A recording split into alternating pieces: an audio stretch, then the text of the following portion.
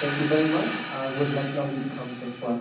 Insights such as these give us the real idea that our audiences are increasingly not passive but actually active. They can express their ideas to us, and those ideas can then begin to determine even some of the things we do. That these audiences are actually not monolithic, they're dispersed. There are many of them, and I think that the study that whose findings we are going to hear this morning would confirm that our audiences are not one thing. There are very many different things.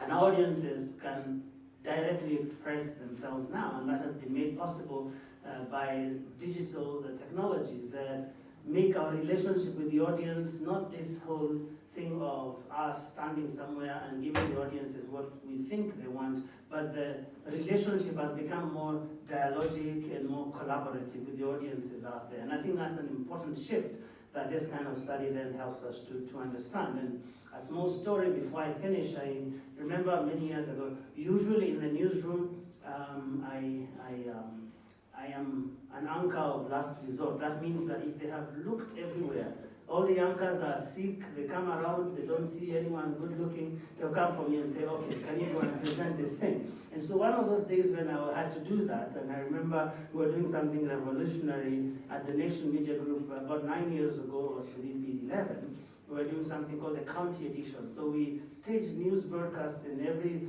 imaginable village and hamlet in this country. So one time we were in West Pokot, and I was the anchor of last resort. My friend John Alan Namu was supposed to be doing that. I think he went to get married, so they didn't have someone to anchor the news. And so at the end of it all, that time Twitter was a couple of years old. I had been less than a year old on Twitter myself. And so after the news bulletin, there was this habit, I think people still do it, to check what people are saying about what you have just done. And one of them said in Swahili, Joe Ageyo lazima vae suti kubwa. That, for those who don't understand, is that this guy was wondering why I had to have oversized suits all the time. And as a result of that, I took a good look at my wardrobe that evening. I think it's not oversized today. So this is to say that the audiences now are more active, they're more engaged, and we can actually get to know what they want. And I think therefore, studies such as this help to center the audience in everything that we do as journalists. And finally, this demographic that this study focuses on is pretty important for us, because they are different in many ways, as the findings will tell us, I'm sure. My son, he's 8, going to 9 years old, and last year I was going to visit an uncle of his together with him, and I hadn't been there for many years, and so there were many houses that had come up, so essentially I got lost. So I stopped my car by the roadside and pulled up my phone and started calling the uncle. I said, hey, where did you come, and did you move or something? And then my son, following this conversation very keenly, at the end of it, because now I started reversing, this guy had given me some instructions. My son said, Dad, but why don't you use Google Maps? And this guy couldn't understand how in this day and age I could be going somewhere and stopping by the roadside to ask for directions.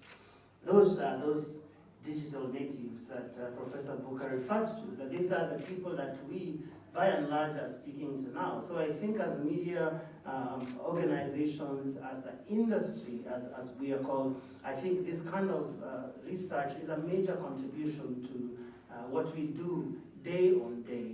That whole idea of transforming how we think about our audiences and putting them at the center of what we do, and engaging in this constant dialogue and collaboration with our audiences in a sense that can begin to even redefine our role orientation, our role expectations, and even how we perform our roles as journalists. So thank you very much, Professor Booker and team, and we hope that there will be greater collaboration so that we begin to bridge this, so that there can be more people who can do journalism and can also teach it. Thank you very much.